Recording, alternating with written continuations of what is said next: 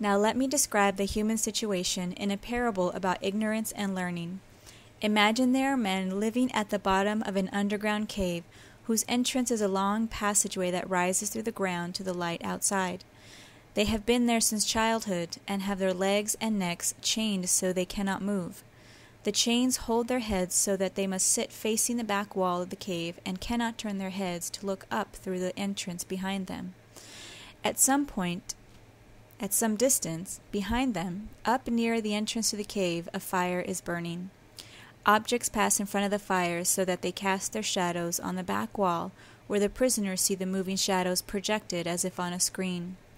All kinds of objects parade before the fire, including statues of men and animals whose shadows dance on the wall in front of the prisoners. Those prisoners are like ourselves. The prisoners see nothing of themselves or each other except the shadow each one's body casts on the back wall of the cave. Similarly, they see nothing of the objects behind them, except their shadows moving on the wall. Now imagine the prisoners could talk with each other. Suppose their voices echoed off the wall so that the voices seemed to come from their own shadows. Then wouldn't they talk about these shadows as if they were real? For the prisoners, reality would consist of nothing but the shadows. How does this relate to human nature? It plays with the notion of what would occur if people suddenly encountered the light of the sun and perceived true reality. In other words, what would happen if people actually embraced philosophy and become enlightened by it? The prisoners would mistake appearance for reality. They would think the things they see on the wall were real. They would know nothing of the real causes of the shadows. The movement would be painful, and the glare from the fire would blind him so that he would not see clearly the real objects whose shadows he used to watch. What would he think if someone explained that everything he had seen before was an illusion? That now he was nearer to reality and that his vision was actually clearer? Imagine he was then shown the objects that had cast their shadows on the wall, and he was asked to name each one. Wouldn't he be at a complete loss? Wouldn't he think the shadows he saw before were truer than these objects? Next, imagine he was forced to look straight at the burning light. His eyes would hurt. The pain would make him turn away and try to return to things he could see more easily. He would think that those things were more real than the new things they were showing him. But suppose that once more someone takes him and drags him up the steep and rugged ascent from the cave. Suppose someone forces him out into the full light of the sun. Won't he suffer greatly and be furious at being dragged upward? As he approaches the light, his eyes will be dazzled, and he won't be able to see any of this world we ourselves call reality. Little by little, he will have to get used to looking at the upper world. At first, he will see shadows on the ground at best. Next, perhaps the reflections of men and other objects in water, and then, maybe the objects themselves. After this, he would find it easier to gaze at the light of the moon and the stars in the night sky than to look at the daylight sun and its light. Last of all, he would be able to look at the sun and contemplate its nature. He will not just look at its reflection in water, but will see it as if it is in itself and in its own domain. He would come to the conclusion that the sun produces the seasons and the years, and that it controls everything in the visible world. He will understand that it is, in a way, the cause of everything that he and his fellow prisoners used to see. Suppose the released prisoner now recalled the cave and what passed for wisdom among his fellow there. Wouldn't he be happy about his new situation and feel sorry for them? They might have been in the habit of honoring those among themselves who were quickest to make out the shadows and those who could remember, which usually came before others, so that they were at best predicting the course of the shadows. Would he care about such honors and glories, or would he envy those who won them? Wouldn't he rather endure anything than go back to thinking and living like they did? How does this relate to karma? What is karma? In both Hinduism and Buddhism, they believe in the total effects of persons' actions and conduct during the successive phases of the person's existence, regarded as determining the person's destiny or fate. Have you ever heard or said yourself, "What goes around comes around," or "Your karma will come"? Some believe it is a distinctive aura, atmosphere, or feeling. There's bad karma around the house today. Were these men in the cave perhaps experiencing their karma? In Hindi, Buddhism, and Jain religions, a person's actions, bad or good, determine his or her destiny. I'm the owner of my karma. I inherit my karma. I am born of my karma. I'm related to my karma.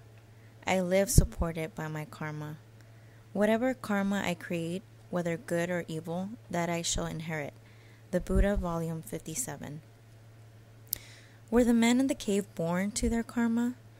Just as someone witnessed by a police officer in a criminal act will eventually be caught and punished, so we too must face the consequences of faulty actions we have committed in the past. There is no way to be at ease. Those actions are irreversible. We must eventually undergo their effects. A quote from His Holiness the Dalai Lama: kindness, clarity, and insight. The idea behind karma is not only found in Buddhism and Hinduism. It seems that the Bible certainly conveys the same essence. Do not be deceived. God cannot be mocked. A person reaps what he sows. Gal 6:7. All things whatsoever you would that men should do to you, do even so to them. For this is the law of the prophets. Matthew 7:12. The Golden Rule of Confucianism makes a similar statement. Sue Kirk asks, is there one word which may serve as a rule of practice for all one's life? Confucius answered, it is not reciprocity, such a word. What do you not want done to yourself? Do not do to others. Some people misunderstand the concept of karma. They take the Buddha's doctrine of the law of causality to mean that all is predetermined, that there is nothing that the individual can do. This is a total misunderstanding, since action is a phenomenon that is committed by a person, a living being. It is within your own hands whether or not you engage in action. When the caveman goes back to the cave, is he changing his karma from good to bad? Or is it karma he is to live, his reality? Finally, imagine that the released prisoner was taken from the light and brought back into the cave to his old seat. His eyes would be full of darkness. Now he would have to compete in discerning the shadows with the prisoners who had never left the cave while his own eyes were still dim. Wouldn't he appear ridiculous? Men would say of him that he had come up and had come back down with his eyesight ruined, and that it was better not to even think of ascending. In fact, if they caught anyone trying to free them and lead them up to the light, they would try to kill him. I say now that the prison is the world we see with our eyes. The light of the fire is like the power of the sun. The climb out of the cave into the upper world is the ascent of the mind into the domain of true knowledge. Do the senses of human nature account for true knowledge? Are not our senses what give us knowledge? We would not have knowledge that the sky is blue were not for the sense of sight, or that an apple is sweet without our sense of taste. We universally agree that the world experiences 4 seasons because we sense the changes in weather. The prisoner's experience of only seeing the shadows on the wall created a reality that was not true. His eyes learned a reality as he knew it when he was in prison in the cave. He knew no other way and was complacent with the knowledge that was before him. When he was released and later returned to the cave, it was his eyes once again that showed him another reality beyond the reality of the cave. Being released into the world above showed him the cause for the world of the cave. It was the light of the sun and fire that caused the shadows. When he returned to the cave, the other prisoners did not want to believe this other reality existed, and would say that his eyesight had been ruined and this was better not even to think of ascending. Why do we, as humans, tend to reject which is not reality as we know it?